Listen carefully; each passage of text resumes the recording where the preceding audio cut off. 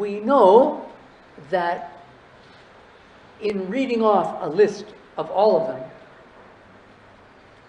many people would not be familiar with them, or if you ask them, if you just read off the ministries and ask them, who is the CS?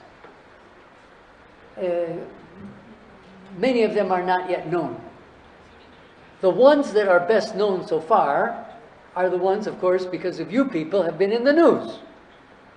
And you know very well the 2 or 3 who have been in the news the most. Give me the names. Who? Professor Kindiki, number 1 in Interior. Who's another person whose name has been in the news, a CS? Yes, Linturi, very much, with the fertilizer and so on. Who else? Machogo, very good. Because these people are in the news.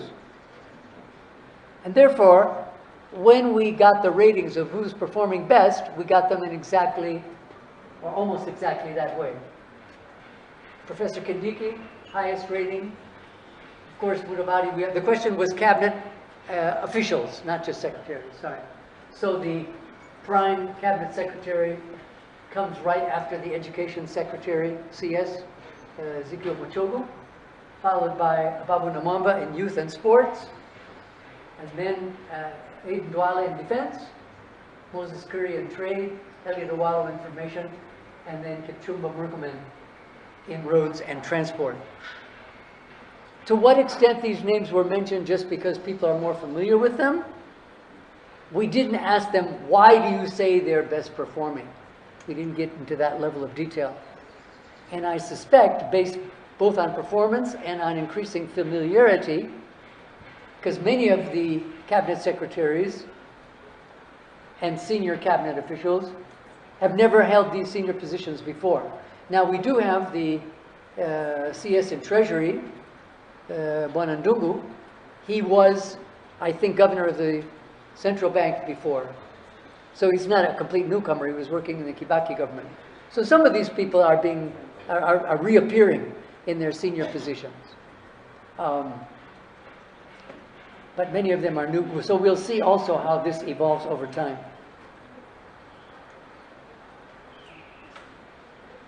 And again, this gives more of a breakdown across the political divide. Where again, you can see this distribution. I don't think we did the color scheme on this one. If you want to change the bars to make it easier to read. The blue for the Azimio and for the Kenya Kwanza, and the yellow for. So that's just a little more detail on those. Let me just, before I ask for your questions, just conclude by saying that the political debate in Kenya is definitely being driven by economic issues. And we know, whatever our political leanings, that the economic situation that the government is dealing with, and this is also true at the county level, has largely been inherited from the previous government. Most often mentioned is the high level of public debt and the desperate, very active attempts by this government to find revenue to pay down that debt so that much less money would have to be used to pay interest on these loans. Power just went off? Nice that we just finished.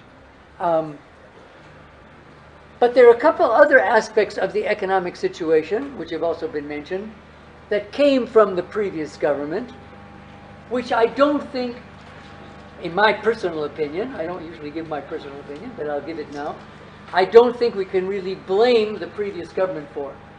First was the COVID pandemic and the impact that had on the economy.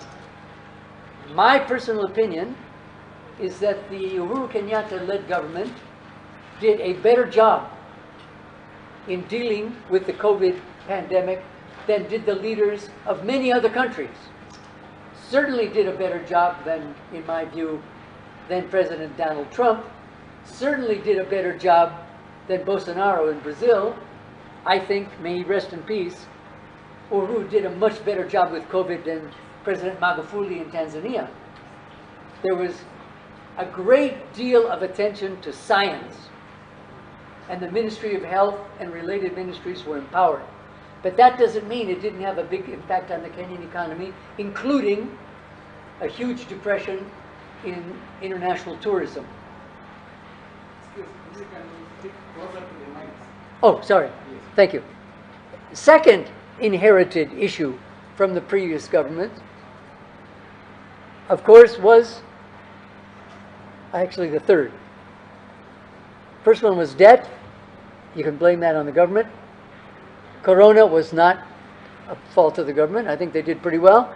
And maybe the major one that's continuing is the war in Ukraine, which, as you know, has had such a big impact on inflation, especially for grain and petroleum products.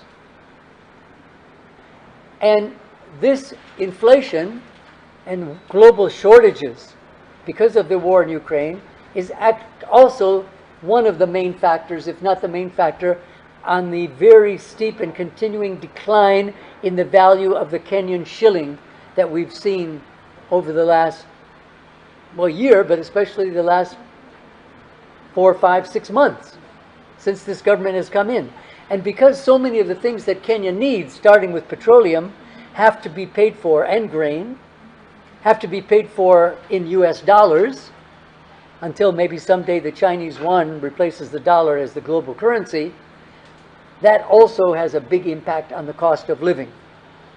So yes, we've seen Azimio blaming the government for removing certain subsidies, and we also have a big debate about the energy sector, with the new cost increases, I think, supposed to come in next month. I'm waiting to see how much my own bill is going to go up.